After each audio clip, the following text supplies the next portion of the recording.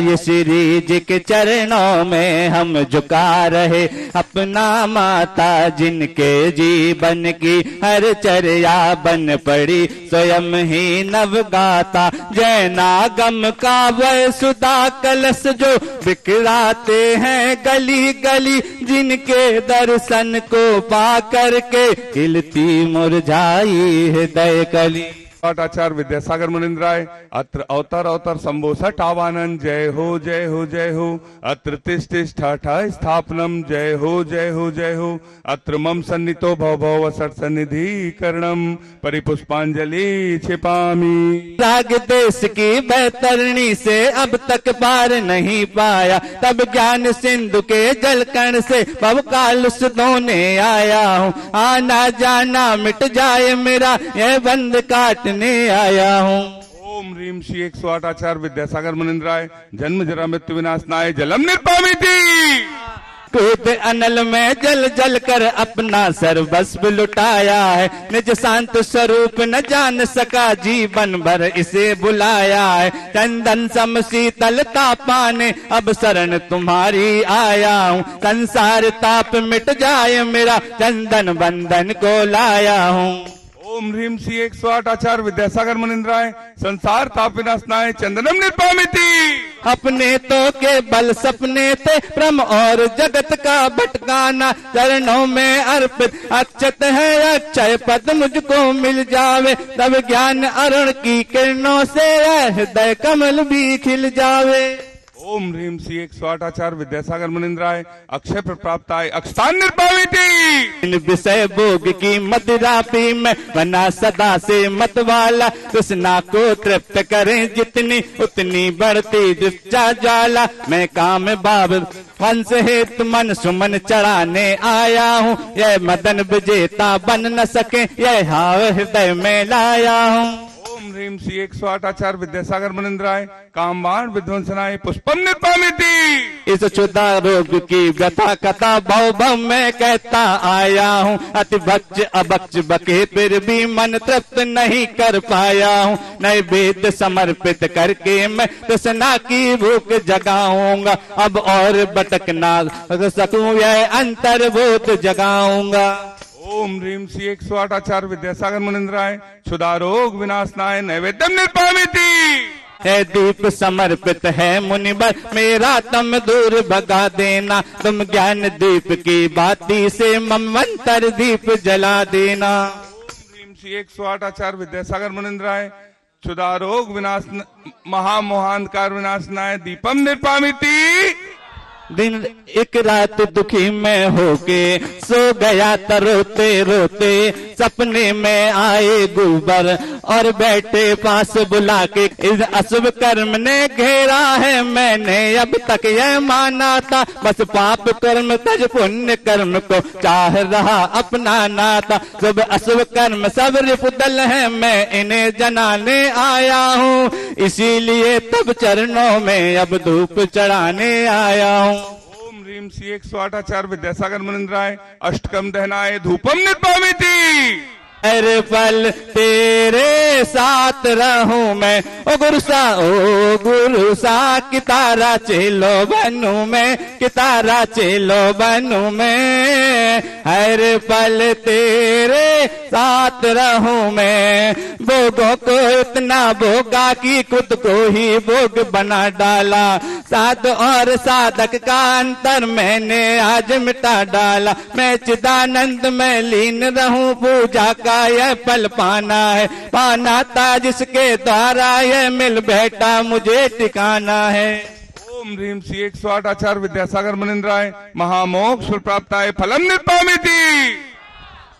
गतियों की ठोकर को खाने में भी अभ्यस्त रहा, मैं हूँ स्वतंत्र ज्ञाता दृष्टा, मेरा पर से क्या नाता है, कैसे अनर्घ पद पा जाऊं ये अरुण भावना भाता हूँ। ओम ह्रीम श्री 108 आचार्य विद्यासागर मुनिंद्राय अनर्प प्राप्ताय अर्घम निर्पामिति। भक्ति कर लो बन जाए बिगड़े सारे काम, ले ओ बाबा विद्यासागर नाम रे, जप शुभ शाम रे। पूजन कर लो भक्ति कर लो, बन जाए बिगड़े सारे काम रे ओ बाप।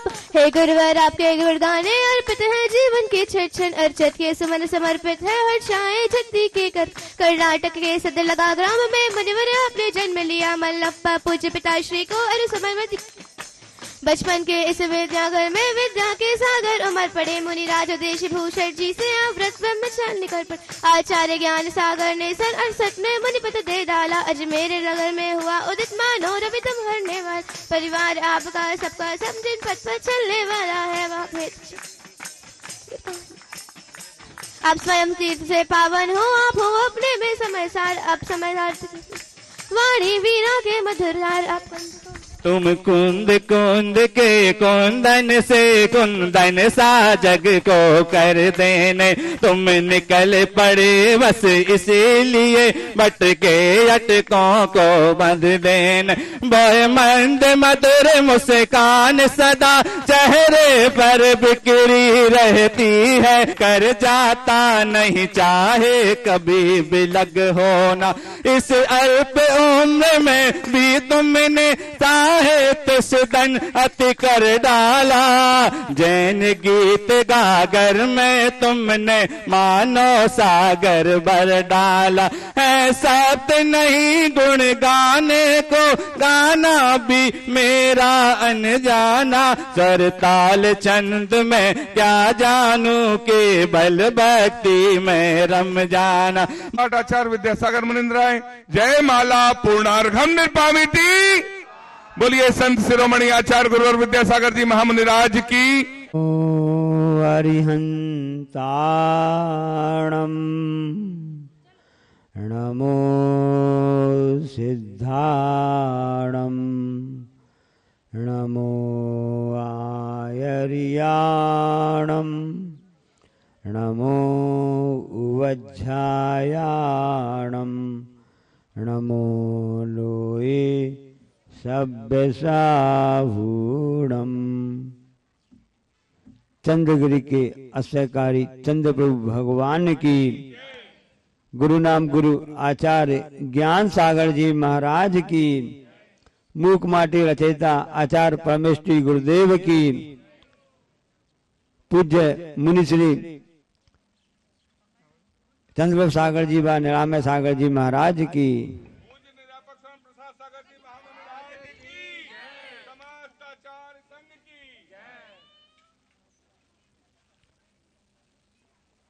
पिंजड़े के पंछी रे तेरा दर्द न जाने कोई। ये भजन में हम पढ़ते रहते हैं, सुनते रहते हैं और देखते भी रहते हैं कि पिंजड़ा चाहे सोने का ही क्यों ना हो, उसमें कोई पंछी कैद रहता है। तोता, मैना, कबूतर या जो पक्षी आपको अच्छे लगते हैं, सुंदर लगते हैं, या जो बहेलिया उनको पकड़ लेता है तो उसको सब बंद कर देता है। तो हम उसको देखकर सोचते रहते हैं और भजन भी गाते रहते हैं कि पिंजड़े के पंछी रे तेरा दर्द न जाने कोई।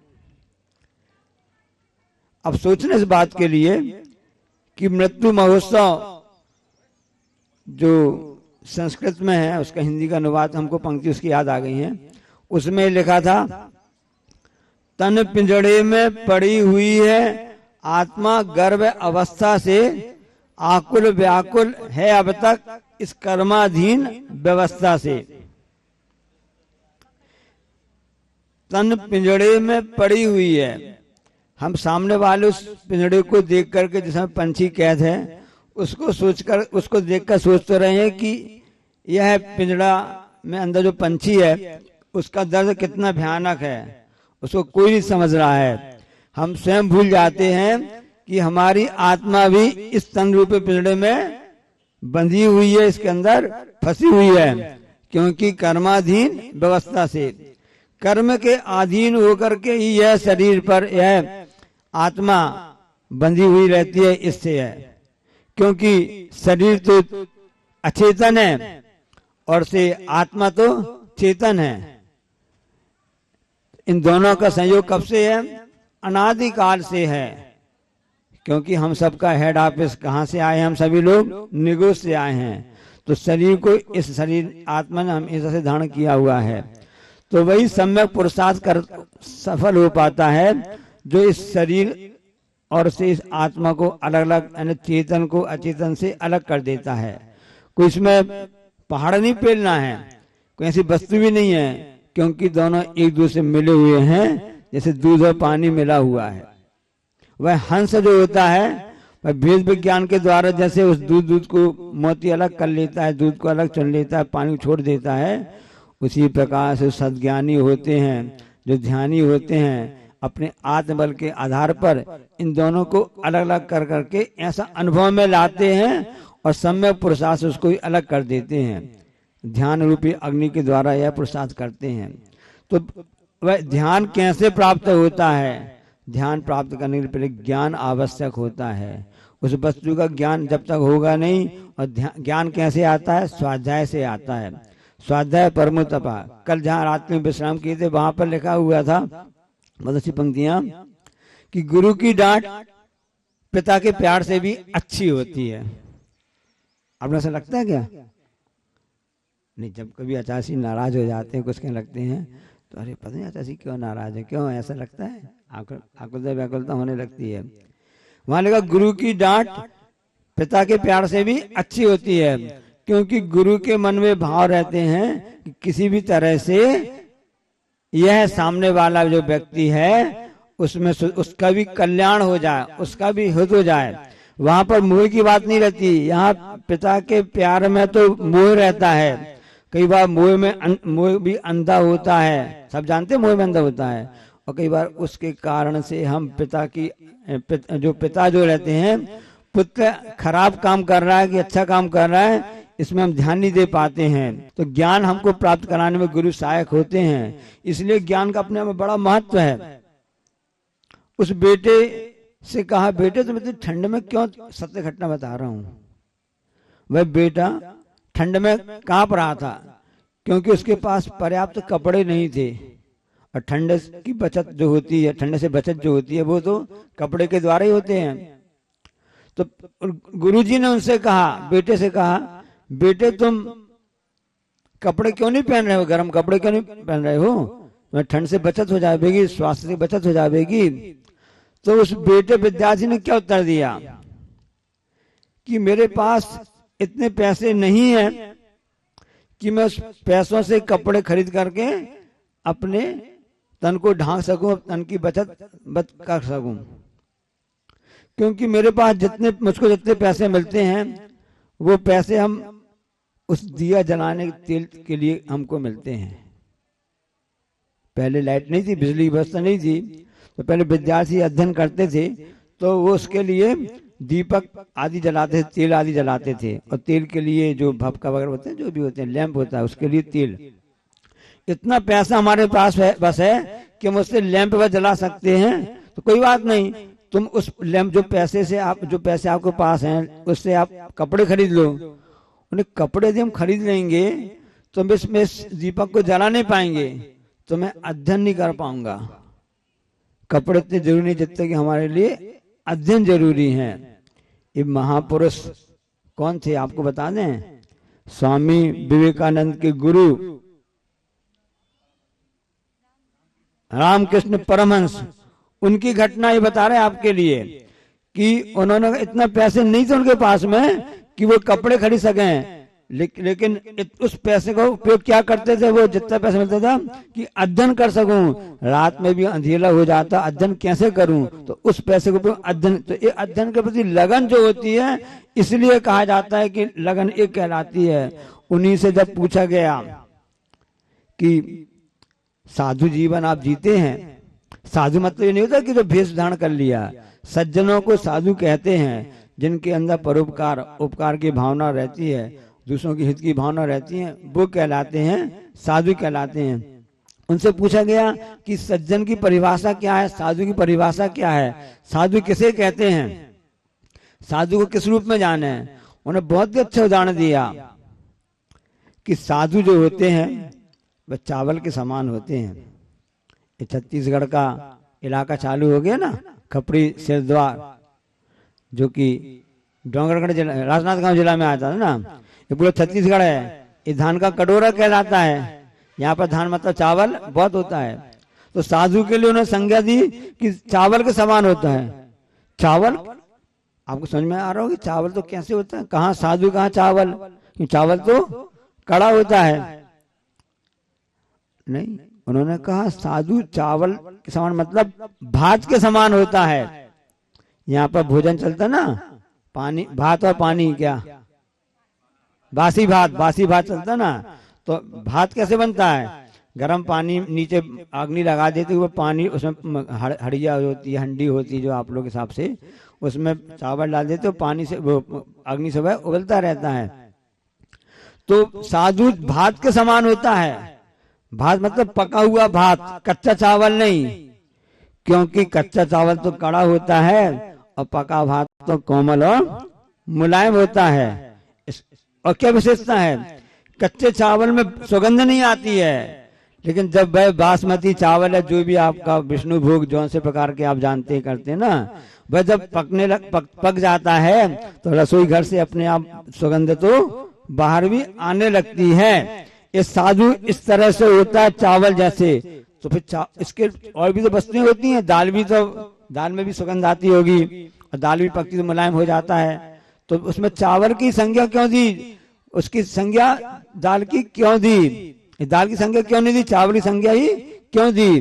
तो आगे उन्होंने परम कृष्ण जी ने कहा कि चावल जो भात होता है, प्रत्येक चावल का उस भात का दाना अलग अलग होता है, अलग अलग होते हुए भी इकट्ठा होता है, और इकट्ठा होते हुए भी अलग अलग होता है। साधु भी इसी तरह से होता है। समाज में सभी संघ में दिखता तो है सब इकट्ठा है, इकट्ठा होते हुए अपनी साधना के रूप में, अपनी चर्या के रूप में और अपनी आत्म स्वरूप को जानने के लिए इन सबसे भिन्न रहता है, यानी अपने स्वयं का अस्तित्व बताने के लिए भी रहता है कि हमारी उपस्थिति है, हमारा एग्जिस्टेंस अस्तित्व भी उसके लिए है। तो सबके साथ में रहते हुए जल से भिन्न कमल है, इसलिए साधु के लिए, सज्जन पुरुषों के लिए उस पके हुए भात की संज्ञा दी है। कितनी गहराई इसमें छपी हुई है।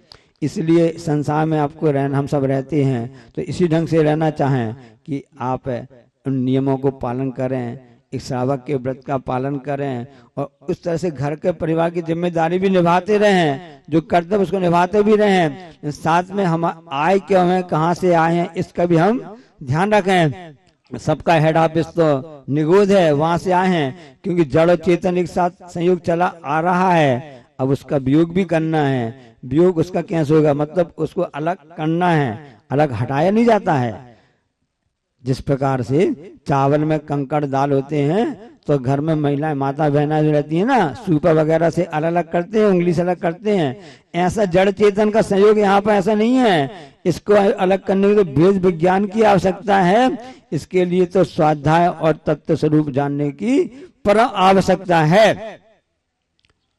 एक है सिर के जो व्यक्ति टकला था, बाल नहीं थे, उसके सिर पर मक्खी बैठ गई, सिर पर मक्खी बैठ गई। तो मक्खी की दूसरी सहेली ने बोली, अरे दीदी बधाई हो, बधाई हो, बधाई हो। क्यों बधाई हो, आपने बहुत ही अच्छा घर ढूंढ लिया है।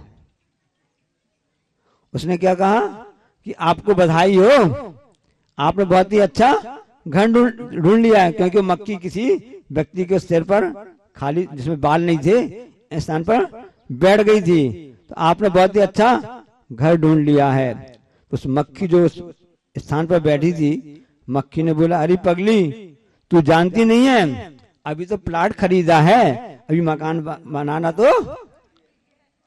ये ठाट बाट जो मकान आप बनाने की सोच रहे, प्लाट बने सोच रहे हो ना, सब यहाँ का यहाँ धारा रह जाएगा। अपन मक्खी की बात को सुनकर के हंस तो रहे हैं ना। हम भी क्या कर रहे हैं, ये प्लाट खरीदा, वो प्लाट खरीदा, वहां मकान बनाया, उसको सेल किया, उसको सेल किया, उसको किया, लेकिन खुद की सेलिंग का कुछ पता नहीं कि क्या होगा। सेलर ने बेचना होता ना, कब बिक जाओगे, कब कहाँ कैसे हो जाओगे, उसका भरोसा नहीं है। इसलिए ठाड़वाड़ तो यहीं रह जाएगा। इसलिए प्लाट के चक्कर में, मकान के चक्कर में मत रहो।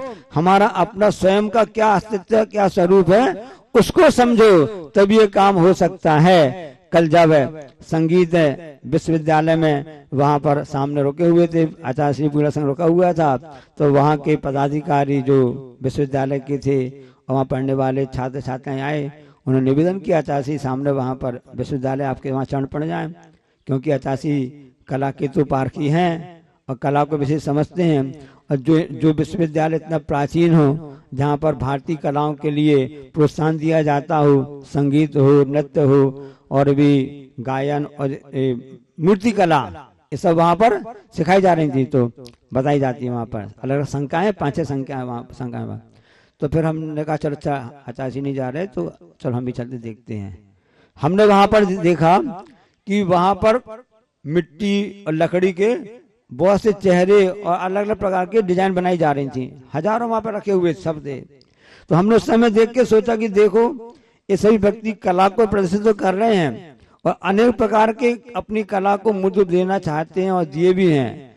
वो एक प्रकार से अलग अलग शेप में बने हुए थे, वो सब तो मिट्टी के खिलौने जैसे दिख रहे थे, मिट्टी के खिलौने ही हैं।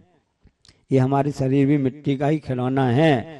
जब तक इसमें यह चेतन तत्व आत्म तत्व रहेगा तब तक तो ये चलता रहता है। जिस दिन इस चेतन इस शरीर से, इस खिलौने से यह अलग हो जाएगा, तब यह अपने आप यहाँ कहीं कहीं पर पड़ा रह जाएगा। तब मुझको लगा कि इतने सब हैं होने के बाद भी उस कला में निष्णात तो हैं, कला को जागृत करना तो चाहते हैं और कला को जागृत भी कर रहे हैं। ये भारतीय संस्कृति है, क्योंकि कोई भी संस्कृति अपने प्राचीन वस्तुओं से पहचानी जाती है।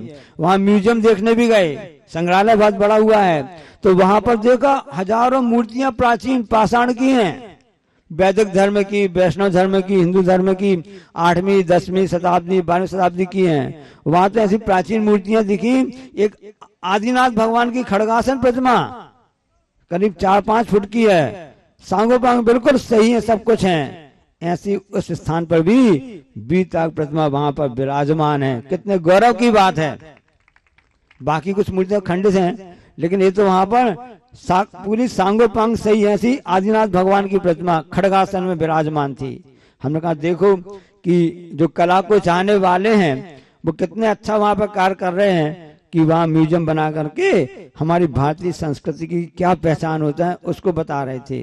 कल परसों जब किसी ने पूछा भारत के प्रधानमंत्री से, मोदी जी से कहा कि आप इतिहास के लिए ये सब आप कार्य कर रहे हो, आप ये चाहते होंगे कि इतिहास में मेरा नाम हो, इतिहास हमको याद रखे।